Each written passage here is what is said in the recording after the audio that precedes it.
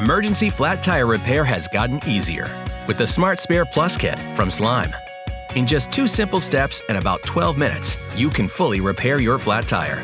Smart Spair Plus comes with 2 pieces: Slime's trusted emergency tire repair sealant and a compact, powerful tire inflator. Here's how it works. First, shake the Slime sealant can vigorously for 30 seconds. Then, completely twist the Slime sealant can onto your tire valve stem. Sealant will start dispensing into your tire. Wait about 30 seconds for the can to empty, then unscrew it. Second, simply attach the inflator onto your tire. Plug it into your 12-volt car accessory outlet and turn it on. When full tire pressure is reached, turn off the inflator and detach the pieces. No jack, no mess, no hassle. Seek a professional tire repair within 3 days or 100 miles.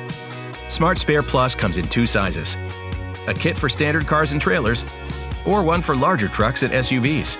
Refill bottles can be purchased for both kits, so you're prepared for a future flat tire. The Smart Spair Plus kit from Slime.